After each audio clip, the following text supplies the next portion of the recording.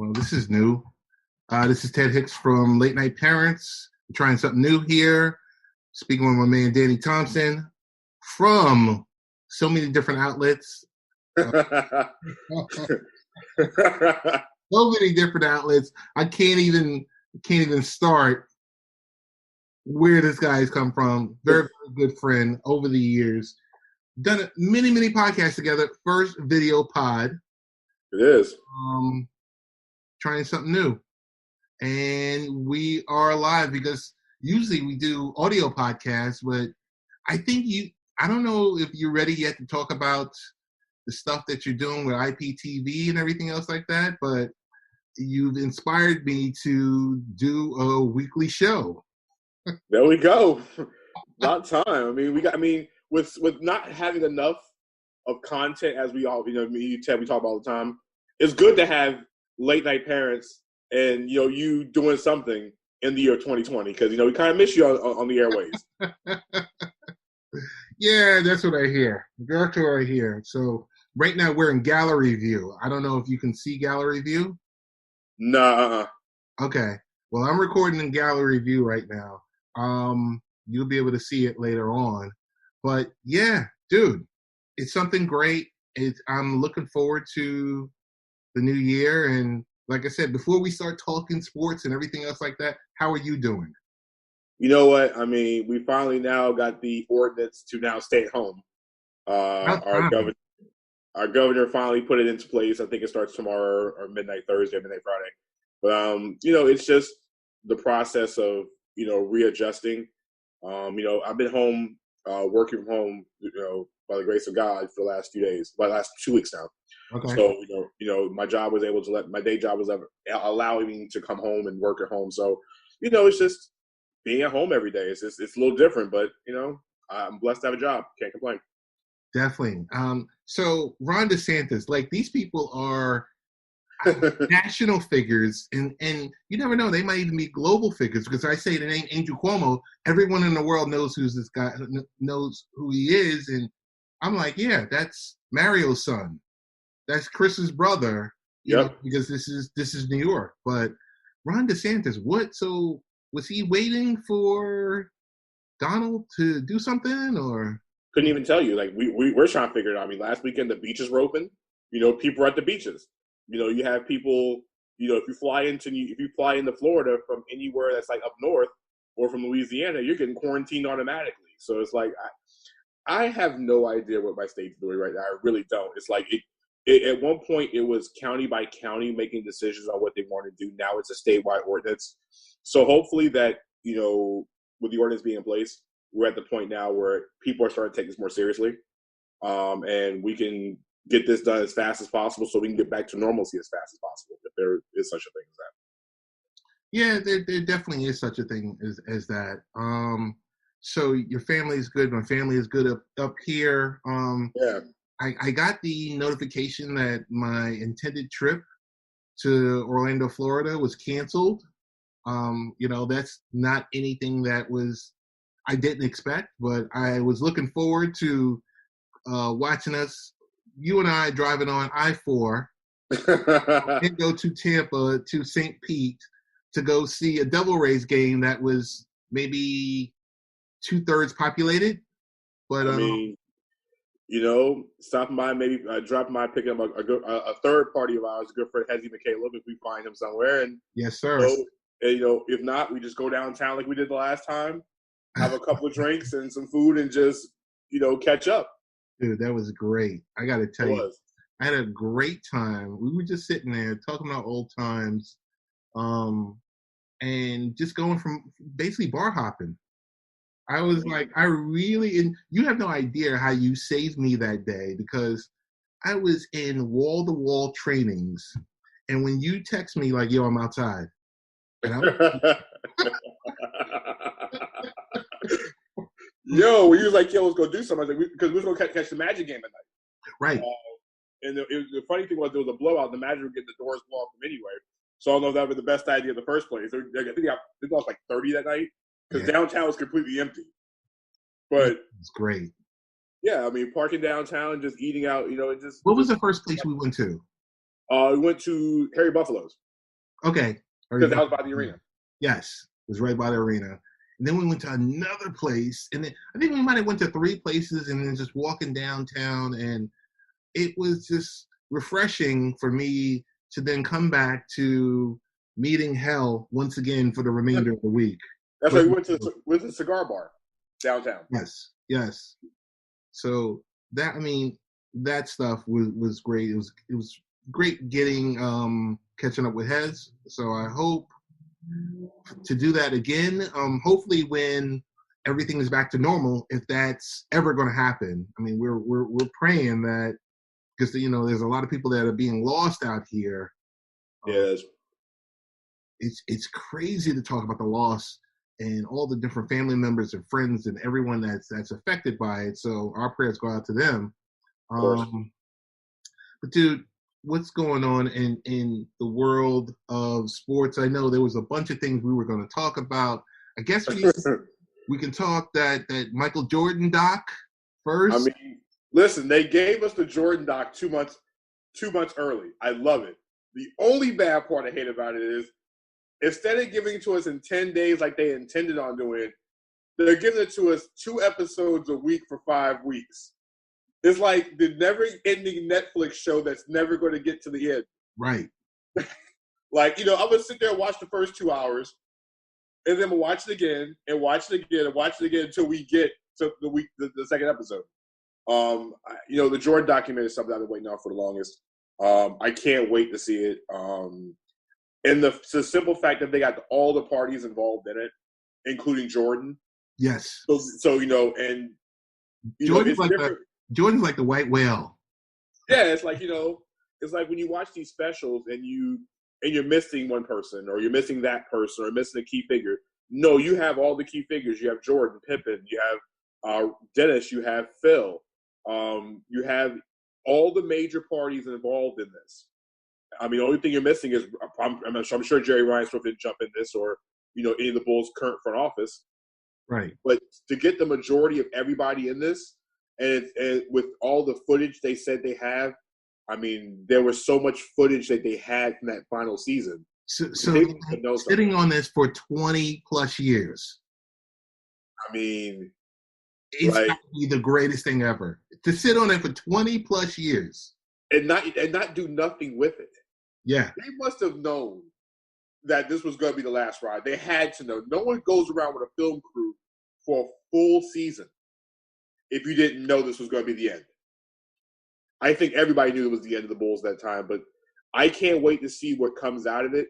I really want to see the Jordan and Rodman relationship, how it deteriorated with how Scotty and Michael were seeing, how Phil saw things. I want to see their perspective, and, because, I mean, it all ended, and we know how the story ended with the shot. With the shot. It ended with the shot. It gets no better. You have Pippen, who was ready to ride off to go be that big gun, which he did with, I believe, with the Rockets, or did he go to the Houston first or Portland first? That was Portland. Because remember, he went to Houston during the years he went to Houston, then Portland. Okay. So he went off to go be that big gun. And, everyone else, Dennis just went from team to team to team and just got progressively worse. Yeah. We also Phil with, the Lakers, and then with the Knicks, that debacle. Well, I mean, he won championships in LA too. So it wasn't like, he was LA for a while. Yeah. He got more rings. So 3 rings. Wait, no. 6. 5. You got 5. He had 5. Because Kobe and Shaq had 3. 3. And then Kobe got 2 by himself. Right. So 5 rings. He got 5 by himself there. So, Phil has 12. Wow. 12. And it was a crap show. It was a crap show here. It was crazy. I wonder, Ted, I wonder if they did footage on Kobe's last championship run in LA. I'm sure they did, because there's always a film crew or someone running around or whatever. I would be just as excited. I'm not the biggest Kobe bro. I'm not. Kobe was like my guy, but Kobe was not one of my favorites. I would say like that. But I would literally sit down for a mini series about the Lakers with Kobe. If it's not Kobe and Shaq, I would love to see how Kobe dealt with the last championship run. Just to be able to be behind the scenes, because a lot of people don't know how dedicated this man was to basketball. Like, we hear the stories. You hear players talking about it. But there's nothing like actually physically seeing it for yourself and wondering and seeing why Kobe was the way he was and what made him great. I would love to see that. I'm sure at some point, which is going to be sooner than later, the Kobe footage is going to be put together for his own docuseries. It has to be. And it'd be great. It'd be great to have him for the Hall of Fame. It'd be great to have him for the Hall of Fame induction. You think that soon? Listen, I mean, otherwise you wait a few years, let it die down a bit, and like you said, then bring it back up again. Yeah, like I could see cutting a short movie for him for the Hall of Fame induction. Who do you want to see induct Kobe? Shaq. Shaq? I mean, yeah. And not MJ? Well, I think MJ did the speech at the funeral. Okay. And like you said, Jordan's the white whale. Yes. And the thing is, I don't know if Shaq could do. I know Shaq would probably want it. Shaq would be, would do it. I don't know if his heart can take it again. Right. After we saw him throughout the whole process. Like, right. It destroyed him.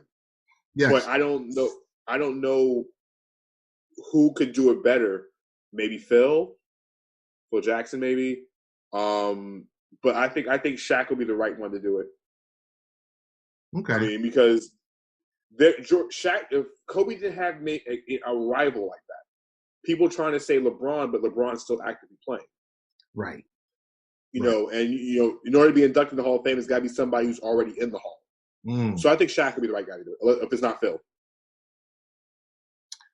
I think a question I had for you previously was, with the lack of sports, and we're talking strictly sports shows, who's your number one sports analyst, host, whether you could say studio or you could say, because a lot of these studio shows are simulcast over the radio, but who's your favorite guy who's like, like a Levitard or someone who has like a daily show? If I've got to pick anybody, I mean, Levitard's show is great to listen to because it's a little different. He does more than just sports. He does some kind of pop culture. Stugatz, Poppy. I enjoy listening to that. I used to say Stephen A. Smith show, and the only reason I didn't say it because I see him everywhere else. So overload. Yeah, I say it's overload, but I've already heard it. It's like, how can you do a 3-hour radio show after spending 2 hours on First Take? Like, what more different you can say differently in the 2 hours and 3 additional hours? So I kind of like, as much as I love Stephen A. Big ups to Stephen A. I like listening to different things. Like Levitard's show is great. Cowherd's been better with me. His takes have been much more bearable to me. And actually, if I'm up late, I'm listening to Freddie Coleman. Okay. I love Freddie Coleman. Like I said, it's just staying up. Now with no NBA, he's on from 11 to 1, so I can do that while writing an article or something. I would agree with you. I'm sitting here thinking. I mean, Bomani Jones is I like Bomani Jones' show, but like I said, it's just, it's really, my moods all depend, like I said, but Levitard is something I can listen to every day. So what's the feeling you're getting? Are you feeling, because a lot of these guys who had radio shows no longer do their radio shows, like Bomani and this one, and like Francesca used to do a 5.5 hour show, and everyone's going to the pod format, which is a lot less demanding, and you get to talk however, whenever, do you see that type of genre dying? Do you see terrestrial dying? I mean, really, I think terrestrial radio, when it comes to sports talk radio, is really based on your market. To be honest with you. I think in certain markets you have to have sports talk radio. In New York, you have to have it. Like, there's too many teams in that metropolitan area for you not to have terrestrial sports radio every single day. Like, New York couldn't survive with just nationally syndicated shows. It doesn't work that way. Right. Like, LA does not work that way. Chicago doesn't work that way. Boston. It really depends on your market. Now, if you're in the middle of Nebraska, for example, then maybe one local show is all you need, because there's only so much Nebraska football you can talk about, or Kansas or Kansas City. If you've got multiple sports teams, professional teams, I think, and I would say multiple teams in the Big Five. Ted, we used to say the Big Four. Now I think MLS makes the Big Five, right? Because you have 30 soon to be 30 plus MLS teams, and they all play in big stadiums for the most part. And I think MLS is almost passing the NHL on the popularity scale, especially in the United States. In the United States, yes. The world, no. The world thinks that MLS is a second-rate league. It's a retirement league. Right. It's, I can't cut it here. Let me go become great in America. Right. It's getting there.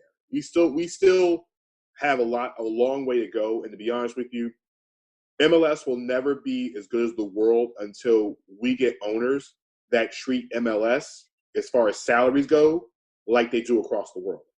Okay. Like, you're going to be cutting these. You're going to be cutting NFL and NBA salaries to MLS players. That's what you're going to have to cut to get the best of the best over here. Because in America, if you can make it in America, you can make it anywhere. True. The thing is, if you're making $10 million a year in America playing soccer, I guarantee you a lot of those guys overseas will be coming over this way. What do you think? I want to shift gears a little bit, because we got two African-American quarterbacks. One is an ex-MVP from 2015, and where the question is coming. And then we have another quarterback who threw for 5,000 yards last year. You got Cam Newton, you got Jameis Winston, and it seems like they're on a scrap heap. I think it's two separate situations. I think with Cam Newton's situation, it's a little different because Cam is coming off a foot injury. He's coming off a shoulder injury over the last 2 years. The issue with Cam Newton is that not is he going to be healthy. The question is, can he pass a physical? Mm-hmm. Now his exit with Carolina, he passed a physical on his way out the door, which is saying he's healthy. But remember, Drew Brees did the same thing when he left San Diego. Right. He went to Miami and failed the physical in Miami, but he passed the physical in New Orleans, which meant, guess what? He signed with the Saints that year. Right. So with teams not being able to have their doctors at this point because of the pandemic in the country, I can't see myself or a team putting money into Cam Newton knowing that I don't know if he's going to be completely healthy or is he damaged goods. We could watch all the workout films possible. He looks great on a treadmill. He looks good throwing a football. But you can look good doing a lot of things, but if your body doesn't seem fit, it doesn't make sense. Now, Jameis Winston's a little different story. He's coming off a year where he threw 5,000 yards and 33 touchdowns. But he had 30 interceptions and 12 fumbles last year. He was a turnover-prone guy who gave the ball away a lot. If you look at his stats over his career, he's thrown passes. He's thrown 60% of his passes where his team is losing. Mm. He's thrown more interceptions since he's been in the league than any other quarterback in the league. No one's thrown more interceptions than Jameis Winston. And he had 30 picks last year, which is the third highest since 1980. The third highest number of interceptions since 1980, and I think one of I want to say 12 or 13 guys to throw 30 or more in a season. Vinny Testaverde did it, I think, in 85. Mm-hmm. And I can't remember the Jets quarterback who did it in 80. And Vinny threw 35 as a rookie. 80 was Richard Todd. Richard Todd. He threw 30 interceptions for the Jets, 31 interceptions, I think, for the Jets in 80. And then you had, like I said, Vinny threw 35, but he threw 35 as a rookie. Right.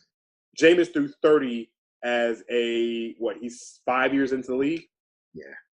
A And the thing, well-established 50-year player. on top of that, he's 20-42 as a starting quarterback in the NFL. Ooh. He's only had one winning season, and that was 9-7. Mm. You can't have those type of numbers. I think last season he threw 7 pick sixes last year. He threw 4 or 5 interceptions on the Buccaneers' first series of the game. So you're already starting a team in a hole by throwing interceptions in the first series of the game. You're throwing 7 pick sixes. Only one quarterback's thrown more pick sixes since he's been in the league, and that's Phillip Rivers, during the same amount of time. The only difference is Phillip Rivers has won playoff games. He's 4-4 as a playoff guy. Most of Phillip Rivers' loss in the playoffs have either been to Hall of Fame quarterbacks. Tom Brady, I think Peyton Manning was the other one. So Jameis will be a backup, I think. And I've been saying that the Pittsburgh Steelers seem like he's the right place for Pittsburgh. I think Pittsburgh's a great place for him, only because Ben Roethlisberger is 37 years old. He's at the end. He's at the end. Coming off a year where he hurt himself but did not get the surgery. He took the whole year to basically recover without surgery because they knew it was going to take a while. He's 37 years old. Do you want to have that type of elbow surgery or arm surgery at that age? So he's one hit away, or if he's having 100%, are you going to really stick with Mason Rudolph for a second straight year in a row? Nah. I mean, is Duck Hodges your guy? Nah, this gives Jameis Winston the opportunity to be that guy for 2021. I think Jameis Winston has every chance in Pittsburgh to be where Ryan Tannehill was for Tennessee last year. If Roethlisberger goes down, because everybody says You're thinking this season. 2019. So I say 2020 because the playoffs were in 2020. So 2019's version of Ryan Tannehill out in Tennessee. Okay. Something goes wrong with Mariota, Tannehill comes in and saves the day. Same thing with Teddy Bridgewater last year in New Orleans. The only difference was Bridgewater was mid-season, Drew Brees came back. Teddy Bridgewater got paid. Let's just say Jameis has 5 or 6 good games where he's looking like he's going to be a starting quarterback. Everybody opens up paycheck books next summer. That's all it is. Otherwise, Pittsburgh has the quarterback of the future because he's, 25, 26 years old? Yes. I mean, and who better to be around than Mike Tomlin?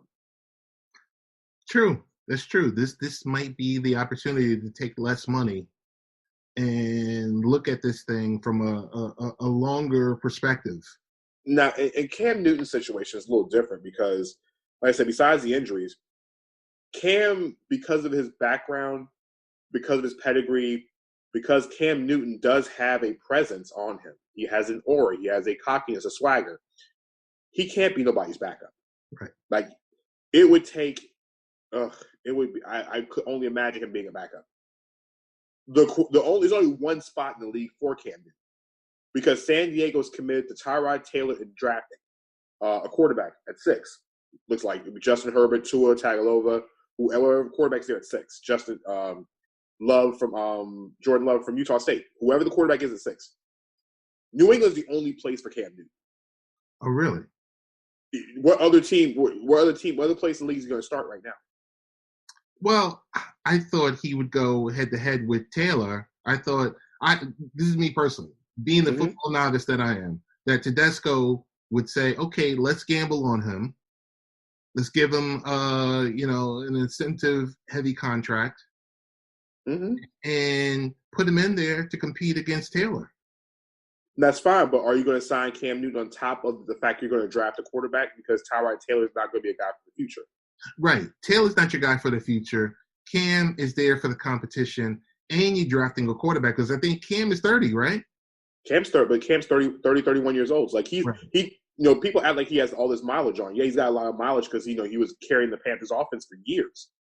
The thing with, like I said, if you sign Cam Newton, which Los Angeles is a great place for him to play because number one, LA needs ticket sales anyway, and Cam Newton will put people in the seats. Let's not get this twisted. Cam Newton's still one of the most popular players in the league on top of being polarizing. But my thing is, Cam Newton does not want to be somebody's a fodder until the kids, whoever kid you draft is ready. Right. He's wherever he's going, he wants to be the quarterback going forward. If New England really wants to win, I know they're saying Jarrett Stidham is this, Jarrett Stidham is that. They signed Brian Hoyer to a $1 million deal. let's be honest. If you're going to win and you want to win now, because Bill Belichick is not all for about rebuilding. It's about winning now, especially with Brady attempting to win now. You have to. And the only way you're going to win the division is getting Cam Newton. Otherwise, Ted, we might say for the first time in a long time, the New England Patriots might not win the AFC East if they don't go with Cam Newton. Because, Ted, the Buffalo Bills are coming. The Buffalo Bills are here. Yeah, like I said, and they're coming for that division title. Yes. Multiple. Like, if you don't get a quarterback, the Bills added Stephon Diggs. They lost their first-round pick, but they added Stephon Diggs. They've retained pretty much everybody, and they have one of the youngest nucleuses in the league, and Josh Allen's is only getting better and better. You give him a Pro Bowl type of wide receiver on the wing. Listen, the Bills, they have a running game. They have a really, really good defense. The Patriots, without a good quarterback, it's a done deal. It's a done deal for them. Hey, this is Ted Hicks from Late Night Parents. We're speaking with Danny Thompson. Danny, pump the various outlets that you write and produce and create content for. Wow. Check me out on my website, which is aroundtheassociation.com, which is an NBA-based website, as well as the Around the Association podcast, of course, with NBA season being a hiatus. And we're not doing that to be a podcast. We're doing a lot more live streams on Facebook Live. I'm having different guests come on and do different pods. My radio show, which is Saturdays, which is called Beyond the Buzzer on 98.5 The Wire out here in Orlando. We talk sports, myself and the student of the game, Mr. Kyle Nash, talking sports action. We do a Facebook Live on Thursday nights due to the pandemic. And then also I do write NFL for the 3-point conversion. Big shout out to those guys. Covering the Jacksonville Jaguars. So, I mean, and also covering the Orlando City Lions as well as many other things. So, I don't know. I'm not as busy as you, but, I only can be one Ted Hicks. Dude, come on, stop. First of all, I'm totally dedicated to the website. I don't do a radio show anymore. I don't even get invited onto your radio show. Listen, I have told you for years. I have told you for years. All you gotta do is the number. Now let's not let Ted knows the number of the show. So it's not like Ted does 407-369-8555 is the call-in number. He has it in his phone. So don't let Ted fool you on this one. So Late Night Parents is the website where you can find the latest blogs, wikis, podcasts. You can follow whatever's on Facebook and Twitter and everything else. And we have a YouTube stream on there with a best of clip. Tell me, before I get to the IPTV question, I have a question for you in regards to your interpretation or your opinion on this upcoming stimulus check that's going to hit. If you qualify, it's going to hit your direct deposit within the next 8 days.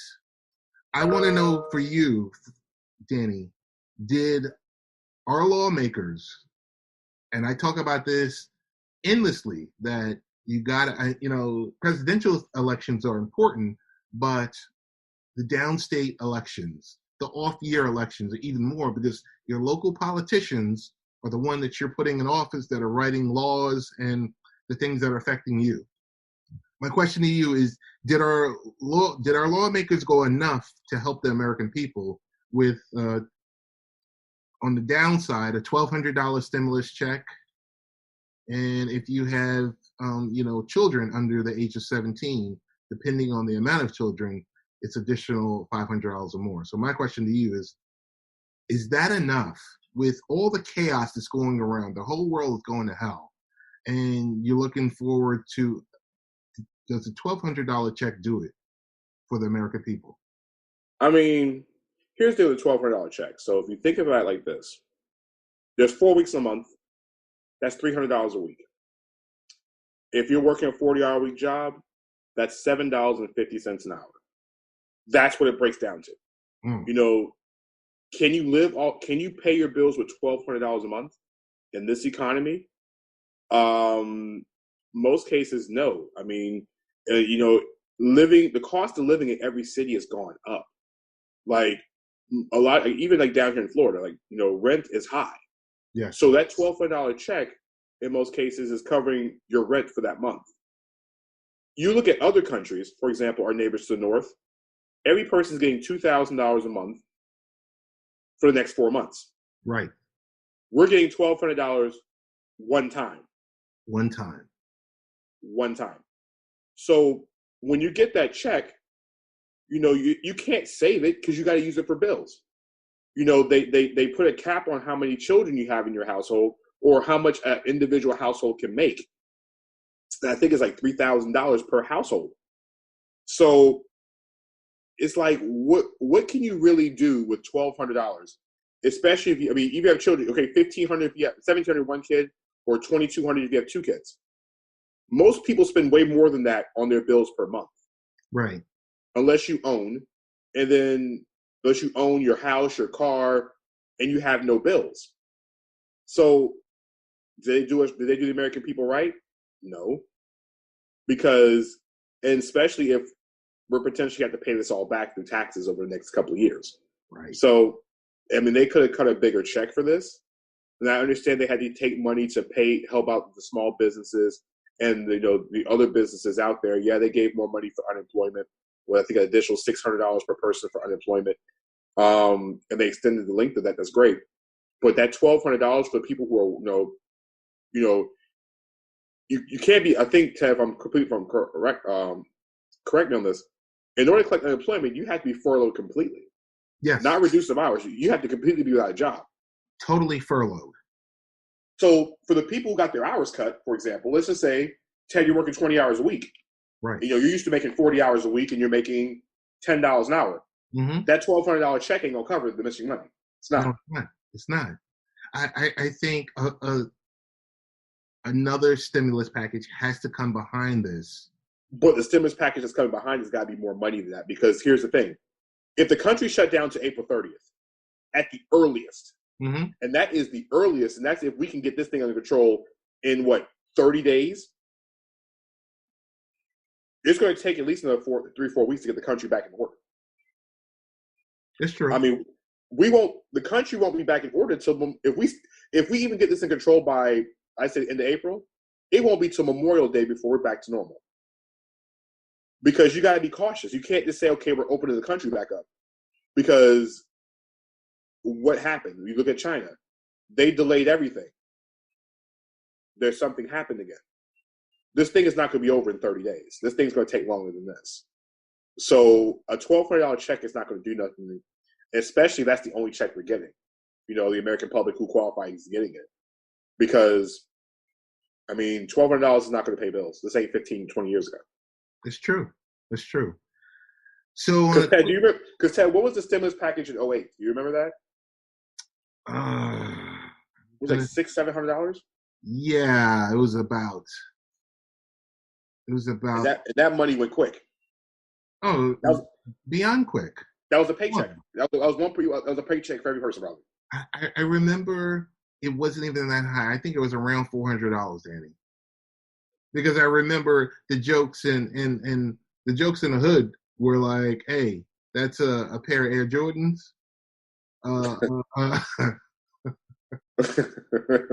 a flat screen, and your favorite bottle of LIQ." You know, so it's. I mean, it's like $1,200. It sounds great in theory, but it's really not great. I mean, you know, the people. I mean, especially for the people who are furloughed. You know, and like I said, I'm blessed. You know, I think we're both blessed to still be working in this time. Oh yes, you know? definitely. You know, and but the $1,200. I might think of the $1,200 myself. I'm thinking about it, you know, for the people who work in restaurants. You know, the people, you know, like down here now, every restaurant's gonna be shut down as of tomorrow. You know, the people who work at your local stores, your teachers. You know, the people who have to have. They call it non-essential jobs, but that are essential to them. Essential to their lives. Their lives and their families. You know, that helps put the food on the table and keep the lights on, keep the internet going, and all the above. I don't mean to take a shot at all these individual companies that I'm sure are going to get a hell of a lot more than $1,200 in this stimulus package. But I got to tell you, I'm a little raw from getting all these emails in my inbox from creditors, and everyone's like, "We're with you. We love you," but we're still expecting our payments. The same thing with rental offices. You know, I see people post photos and Facebook and social media messages saying, "Hey, you know, my rental company just said, hey, we want to be able to support you. By the way, we're not only not waiving rent, we're also not waiving late fees.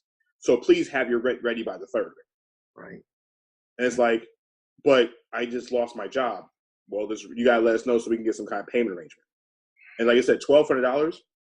Even if you get that $1,200 check in the next 8 days, your rent's still late. You're right. Your rent's late.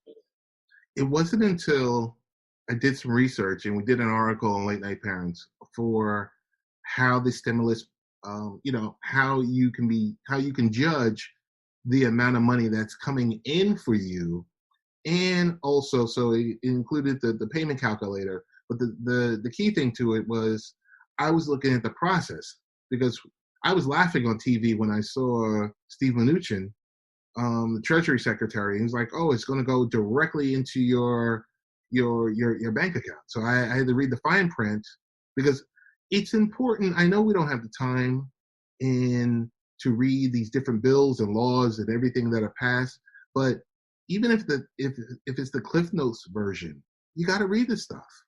And we're in a society now that looks forward to the 140 characters, 280 characters, and if it's not that, hey, I'm just looking at this right here, okay, I'm done.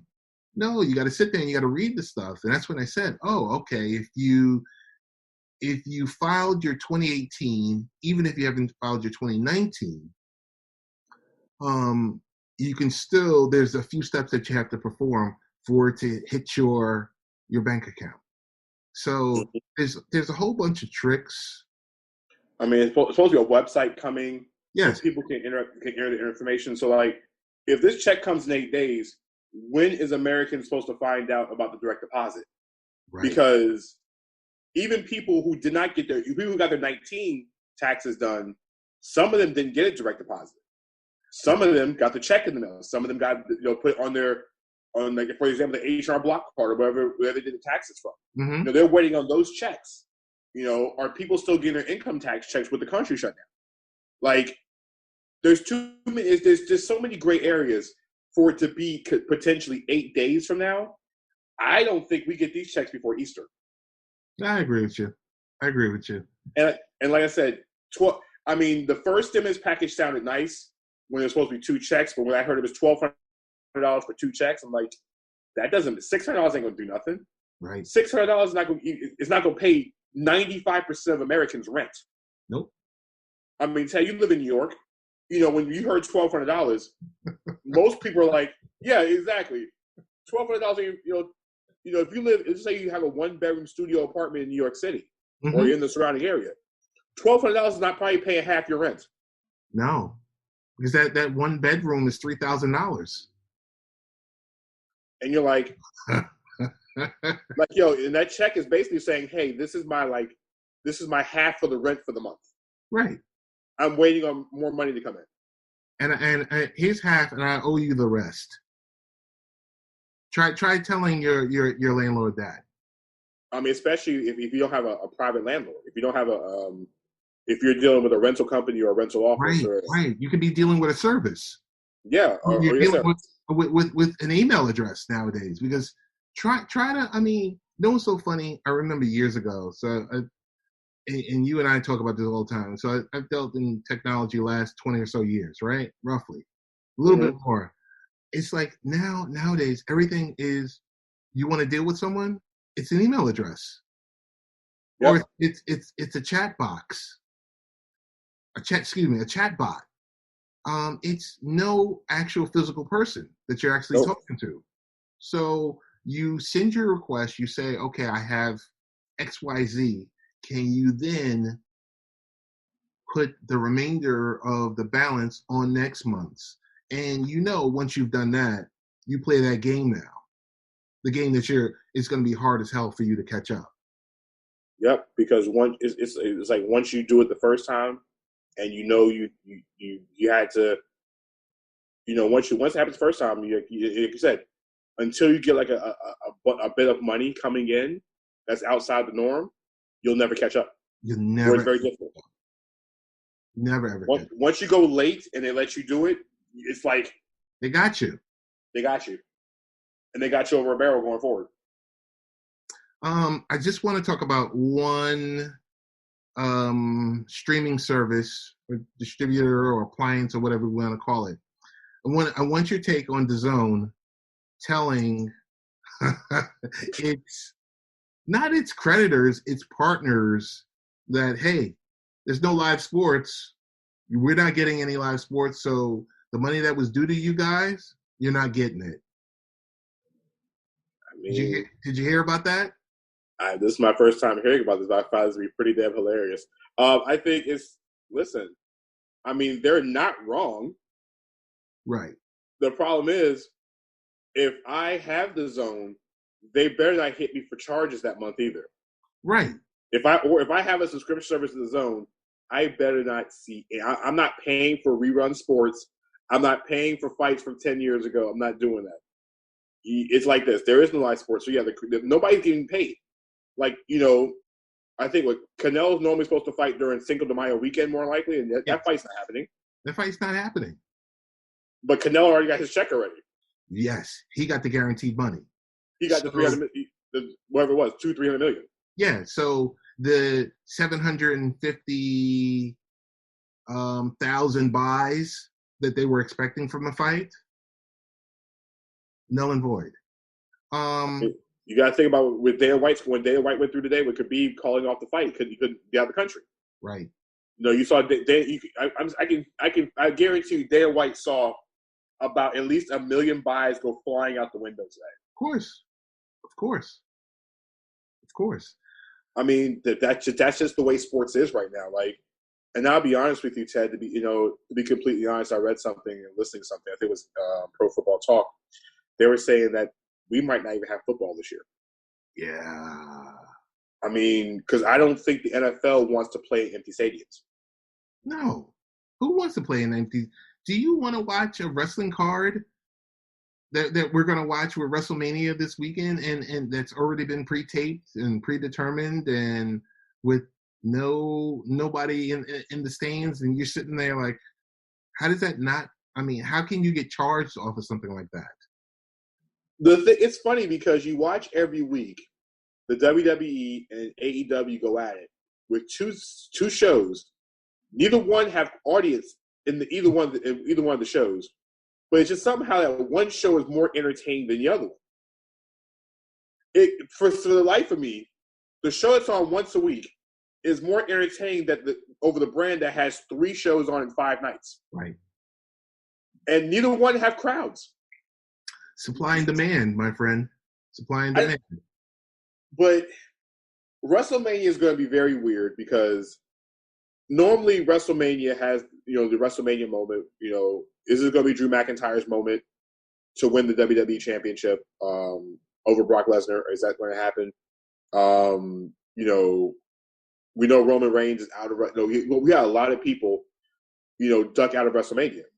Yeah. And I say duck out in the bad ways because you had people who were potentially quarantined. Right. Roman Reigns, had to think about his family. He's coming over leukemia.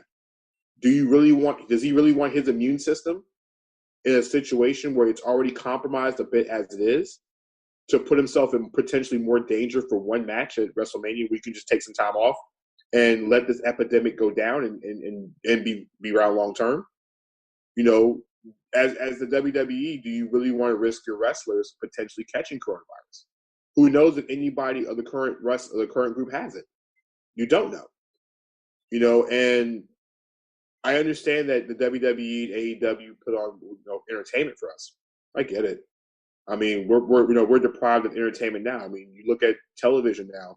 We're watching old ESPN Wednesday night is what the finals with LeBron and the year they won the championship, Game 6 and Game 7. Yes. You know, we're waiting for Friday night when they're showing the Twitch, the 2K tournament by the boardroom, which is going to be all on ESPN on Friday night, which we'll be entertaining ourselves with. Is it going to be live? Is it going to be live? I think so. Okay. You got you have guys playing 2K for charity. You have everybody just trying to find ways to be entertained. And I get, I see what Vince is trying to do. I see what Tony Khan and those guys are trying to do. But yeah, Saturday and Sunday is going to be, and now it's 2 nights. Now it's 2 nights. Come on. I mean, I get why it's 2 nights because you could only have but so many people in the area. You're trying to do the matches. You can't do it live. You want to make sure things go out and get everybody involved in it. It's just going to be weird to watch WrestleMania over 2 nights in an empty arena. It's just going to be weird. So my question to you is, did Vince have everyone sign an NDA for WrestleMania? I'm sure as soon as this thing happened, I mean, no wrestlers talking about anything involving this coronavirus. I mean, I think Roman Reigns was the only one to speak about, his absence from WrestleMania. I think he spoke about it today on his social media feed. But I think with Roman Reigns, I think it was a little different because he has, he's coming off a system issue, a personal, leukemia is not nothing you want to deal with. I mean, he's had it twice, right? And for him to pull out, I'm not mad about that. It's family first. You got to take. He's got a life to live.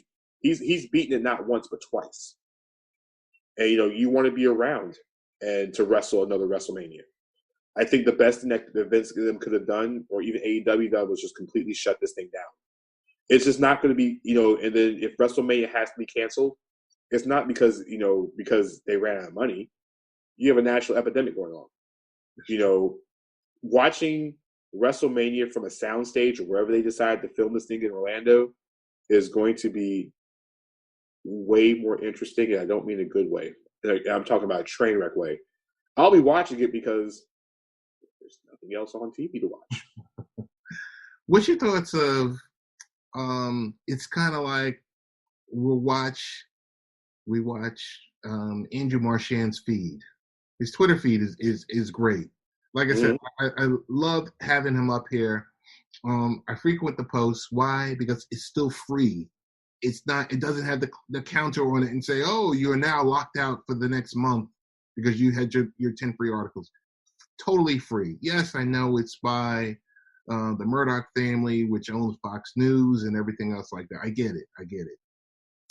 But I read his Twitter feed because not only does he like people, like he reminds me of Ronan Farrell, a Schefter, a Glazer, one of those type of people. When he's talking about sports media, he's mentioning the fact that TNT and CBS paid their analysts, paid their production staff for what's the name? March Madness. Yeah. CBS paid their golf analyst. NBC is paying their people. Yeah. And I'm not talking about the regular hosts or whatever like that. I'm talking about all the people that actually make the action come up on the screen and that we're able to watch and enjoy and they're able to perfect. It's a scary time if you're a freelancer for anywhere. It's really, really scary. But I wanted to know, your thoughts on that. Like, kind of like with, I guess I'm leading into with you is April 1st is here. NBA players were paid. What's going to happen on the 15th? Well, the thing is, we're not sure if the owners are going to trigger what they call a doomsday clause. And the doomsday clause is that means they can get some of their money back for players not for games not happening. They're trying to figure out a way where the owners don't trigger it and fully not pay the players, but the players have to get some of this money back. Owners aren't making it. We see that Adam Silver and some of the heavy hitters in the NBA, they're taking salary cuts. Right. So this is not just just the players getting cut. You have people in the organizations that are potentially not getting paid. You have these teams set up foundations, not really teams. The players set up foundations. The owners just happen to jump on it later in most cases, Right. a lot of cases. But that money's going to run out soon. You drop $1 million, but when you have 300-400 employees and everybody makes different salaries, you're paying the workers, like, that's not going to last long. So the owners have to recoup some kind of money, because guess what? If you're going to extend these people's money, then you're going to have to pay them further. So I don't know if the NBA owners are going to trigger that doomsday clause. I just know that in good faith, if they trigger the doomsday clause, we could have some labor problems with the NBA. Because it's weird, because only 20 players in the league right now have a clause in their contract which states they get 90% of their money if anything happens. And 90% of their money was paid before April 1st. Mm. And most of those guys are guys that are represented by Clutch Sports, Mm-hmm. Rock Nation. Mm-hmm. Kevin Durant is a part of this list. Otto Porter Jr. is literally 20 players. None of those guys are Clutch Sports athletes. But tell me, who's the agent? Rich Paul. Rich Paul. Change the game one day at a time. And the funny thing about it is that only 20 players out of 450 Wow. have this clause in their contract. I guarantee when we start going to contract negotiations going forward, most of these guys will start negotiating this in their contract, because a lot of guys either get paid like school teachers, get paid throughout the season. Right. They get checks on the 1st and the 15th. Mm-hmm. They get paid once a month. But they don't have that clause in their contract says that 90% of the money is paid out before April 1st. I got to ask you, why does it seem like Rich Paul runs circles? Rich Paul and his team run circles around everyone else. I think Rich Paul is our generation's version of what David Falk was back in the 90s. Gotcha. I mean, and the only thing is that Rich Paul is still new in the game, but what Rich Paul is building is what David Falk had in the 90s. He is going to be the most powerful agent, if he's not the most powerful agent, but going to be in all of sports. David Falk was. He only had a handful of clients. But he had the heaviest of hitters. He had Jordan, he had Ewing. He didn't have to have 50 clients. He just had to have he had to have 10 of the most powerful 12. Yes. And when you have the ones that make the money and the ones that call more shots, it's like Scott Boras in baseball. Boras don't have a long line of clients. But when you have Bryce Harper, yes, and with Machado, when you have those big name people on your payroll, Rich Paul just has LeBron James. He has Anthony Davis, mm-hmm. Draymond Green, among others. Those guys have all $100 million contracts. Anthony Davis will probably sign for $175, $180 with the Lakers in the summer if he decides to sign LA. LeBron has all his business ventures. He has young guys. He has older guys. Clutch Sports, it is not exactly like 50 people. It's like 12 or 13 players. It's exclusive. And that is the next phase. Like I said, guys are going to start negotiating more contracts that you pay out more on April 1st. Because I don't remember a time in the history of the NBA, with the exception of a lockout, that we missed time because of anything. I don't think the league has ever missed time on anything but for labor. Right. So my final question for you, final topic is, tell me your take on the future, because we've been talking about it off camera, offline, future of IPTV and your venture that, I don't know if you want to talk about your venture, but tell me your take on IPTV and where you see it moving in the next 18 to 24 months. I think now cable's going to have to start lowering their prices because people are cutting cords. With Netflix and Hulu and, you have every single streaming service out there. I mean, we're not even just talking cable in general. We're just talking just movie service. I mean, Disney Plus, you have ESPN Plus. You have people going to just creating their own, IP streams, and it's cutting out cable. and then you have IPTV services that offer you, cable in a certain package for a certain amount of dollars per month. It's going to get to the point where either cable is going to have to start doing what taxi folks did with Uber. Because remember, the taxi companies were losing so much money with Uber and Lyft, for so long that they're going to have to place rules in place for IPTV, or IPTV is going to be regulated. I think more people are cutting these cords because, like you said, Ted, we have a $1,200 stimulus check coming for a lot of Americans. The average cable bill, most people get suckered into the bundles. It's $150 a month. I would love to see what bundle you can find for $150 a month. What can you find? Yeah. Come down Florida. Oh, okay. Because I was going to say, most of your money is going into your broadband connection. From there, after your broadband connection, then it's going to your cable, your cable and your TV, and then you get the phone on top of that. Yeah. So I mean, Ted, you're looking at about $150 bill with about maybe 100, 125, 150 megs of internet.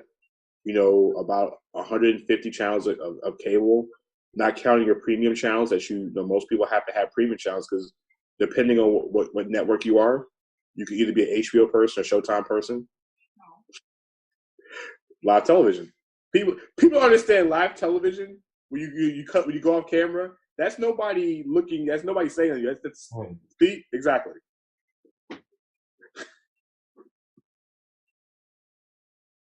That is when you go off camera. That's something. So what are you doing in regards with IPTV? Well, we were going as a venture. Myself and my friend Bobby Guarantini we're starting up. We call it the Basketball Zone network. It's in delay right now. Actually, we were going to launch it right around March Madness, around April 1st. Actually, April 5th was supposed to be the day we were going to start our first set of programming. Unfortunately, with everything going on, around the sports world, we have to delay it. But once it's out, it's a full-fledged 24-hour basketball channel. Not just your typical NBA or college. We're talking international. We're talking semi-pro. Yes, we're talking semi-pro leagues across the country. As well as besides semi-pro leagues, we're talking youth basketball. There's so many forms of basketball skills training. We're doing podcasts. We have different people on from different places, and it's everything that encompasses basketball and its culture and everything it means across the world. So international basketball, everything is going to be all basketball centered. With shows, like I said, talking college, talking pro, talking international, with a website coming with it. So it's something that I'm extremely excited about. But we're going to probably delay it to the fall until we can get an actual idea of when basketball will be back to normal. When actually not basketball in general, just the world in general goes back to normal, then we'll go into doing more. Like I said, just for now, kind of like sports, we're kind of on hold. Gotcha. All right. Well, when you guys do go live, I know someone that might potentially be able to give you a 48 to 54-minute weekly show. I don't know. I might, maybe my people could talk to your people. I mean, listen, we're always looking for content. I mean, I know in the original list of shows, I said one of the original list of shows, I have 3 shows coming to the network myself that I'm actually a part of. And, all the content's great content. So my thing is with this channel, on top of that, it's being able to find people who are hungry about basketball and want to talk basketball, and it's having that perfect mix of people that love the game, that want to talk about the game, and that's willing to put the game on a different perspective. And it's different than what the analysts see. And it's also more of the up and coming folks. So it's going to be a good balance. And I'm really super excited about the project.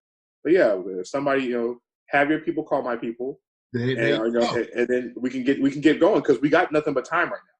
Right. That's true. You got nothing but time and nothing but content. So we do. Danny, best ways to find you? On Twitter at Danny DANNY Thompson on Twitter. Around the Association on Facebook. Beyond the Buzzer, which is page on Facebook as well too. Like I said, we have the YouTube page coming. Like I said, just keep an eye on those 2 pages for my live streams. I'm doing a weekly basketball show with my friend Deshaun Tate. We're actually going on air, I think, Friday night or Saturday, talking college hoops and the NBA draft. Like I said, myself. What's the name of the show? It's gonna be around the Associate. It's gonna be around the Associate's Facebook page. We didn't really name a show. We just basically get together and talk hoops. But Beyond the Buzzer will be on throughout the week with myself and Kyle. We're both home. We're both dads, so we got it's never a certain day with us two. But until we get back to normal, we'll just be dropping things here and there. And check out my work at 3pointconversion.com as well too. So is the work that you do with Kyle is it more simulcast for the Saturday show or? Yeah, it's in more. We're doing more, not 1 hour bits, more like express stuff, like 15, 20 minutes, kind of segments. And We're dropping stuff individually on the Facebook page throughout the week. I think once we get once we get in a better place and an idea of the time frame for things, I think more content's coming in. And sometimes we just have spur of the moment content.